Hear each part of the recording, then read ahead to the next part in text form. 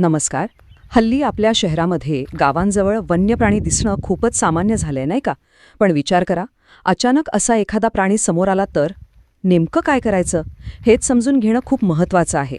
म्हणूनच आज आपण वन्यजीवतज्ञ भूषण पाठे यांच्या मार्गदर्शनानुसार काही अत्यंत महत्त्वाच्या गोष्टी समजून घेणार आहोत.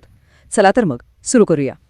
हा प्रश्न खरं तर कोणालाही कधीही पडू शकतो आणि अशा वेळी मनात भीती निर्माण होणं अगदी स्वाभाविक आहे.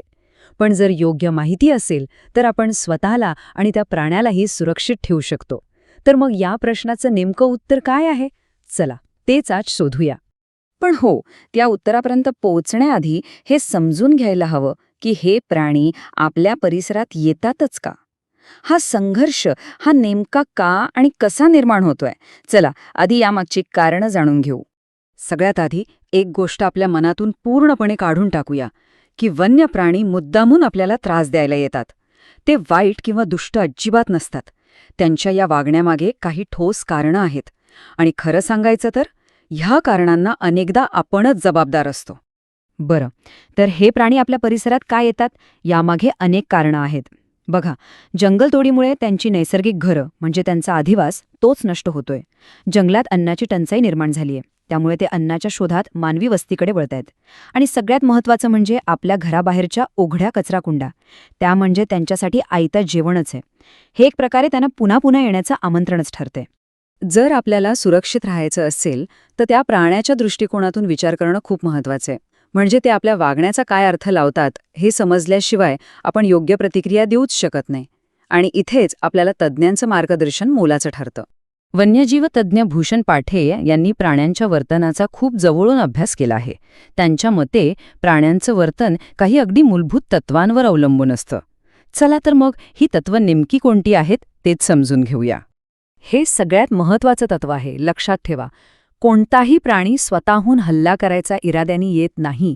जेव्हा त्याला आपल्यापासून धोका आहे असं वाटतं, फक्त तेव्हाच तो स्वतःच्या संरक्षणासाठी आक्रमक होतो. त्याची आक्रमकता ही भीतीतून आलेली असते, द्वेषातून नाही. आणि दुसरं महत्त्वाचं तत्व म्हणजे अन्न. प्राण्यांचं आयुष्य अन्नाच्या शोधाभोवतीच फिरत असतं. साहजिकच आहे, जिथे त्यांना कमी त्रासात सहज अन्न मिळेल त्या जागेवर ते पुन्हा पुन्हा येणारच. म्हणजे नकळतपणे आपल्या कचऱ्याच्या ढिगाळ्यांमधून आपण त्यांना आमंत्रणच देत असतो. आता आपण ह्या विश्लेषणाच्या सगळ्यात महत्त्वाच्या भागाकडे आलो आहोत. आपल्या अशा कोणत्या सामान्य, अगदी नकळत होणाऱ्या चुका आहेत ज्यांचा प्राणी चुकीचा अर्थ लावतात आणि त्यातून थेट संघर्ष निर्माण होतो. आता हे बघा, आपण कदाचित फक्त कुतूहलाने एखाद्या प्राण्याकडे बघत असतो, पण प्राण्यांच्या जगात थेट डोळ्यात डोळे घालून पाहणं म्हणजे लढाईसाठी दिलेलं आवाहन मानलं जातं. यामुळे तो प्राणी घाबरतो आणि स्वसंरक्षणासाठी आक्रमक पवित्रा घेऊ शकतो. आपल्या मानवी जगात हसणं हे मैत्रीचं, आनंदाचं प्रतीक आहे. पण जरा विचार करा, हसताना आपण काय करतो? आपण आपले दात दाखवतो. प्राण्यांच्या जगात मात्र दात दाखवणं हे धमकी देण्याचं किंवा आक्रमकतेचं लक्षण मानलं जातं. आपला हेतू चांगला असतो, पण त्यांच्यापर्यंत पोहोचणारा संदेश अगदी उलटा असतो. ही तर सगळ्यात धोकादायक चुकांपैकी एक आहे. प्राण्याला पाहून घाबरून पळायला लागणं ही आपली नैसर्गिक प्रतिक्रिया असू शकते, पण यामुळे त्या प्राण्याची शिकार करण्याची नैसर्गिक प्रवृत्ती जागी होते. लक्षात ठेवा, पळणाऱ्या गोष्टीचा पाठलाग करणं हा अनेक प्राण्यांचा सहज स्वभाव असतो. आणि या काही अशा कृती आहेत ज्यांना प्राणी थेट हल्ला समजू शकतात, जसं की दगड मारणं, काठी उचलणं, त्यांच्या पिल्लांच्या जवळ जाण्याचा प्रयत्न करणं किंवा त्यांना खाऊ घालण्यासाठी हातात अन्न दाखवणं. या सगळ्या गोष्टींमुळे ते तुमच्यावर त्वरित हल्ला करू शकतात. बरं, इतका वेळ आपण पाहिलं की काय करू नये. पण आत्ता वळूया महत्त्वाच्या भागाकडे, की नक्की काय करायला हवं.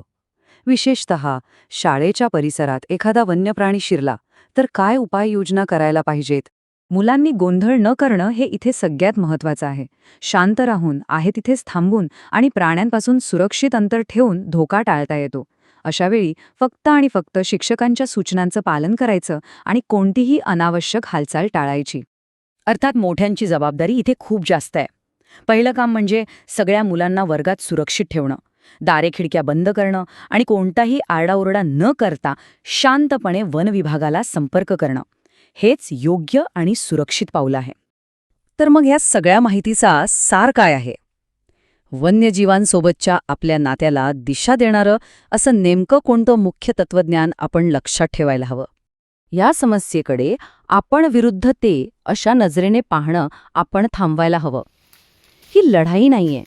ही एक पर्यावरणीय समस्या आहे जिथे मानवी हस्तक्षेपामुळे निसर्गाचा समतोल बिघडलाय आणि याची जबाबदारी स्वीकारून आपल्यालाच यावर उपाय शोधावे लागतील. आणि हाच आहे वन्यजीव तज्ज्ञ भूषण पाठे यांच्या मार्गदर्शनाचा तो सर्वात महत्त्वाचा मंत्र. फक्त या 4 गोष्टी लक्षात ठेवल्या तर बहुतेक धोकादायक परिस्थिती सहज टाळता येऊ शकते. शांत रहा, अंतर ठेवा, त्याला चिथावणी देऊ नका आणि अधिकाऱ्यांना कळवा. ही केवळ माहिती नाही तर सुरक्षित सह अस्तित्वासाठी एक आवश्यक सवय आहे. यावर नक्कीच विचार व्हायला हवा.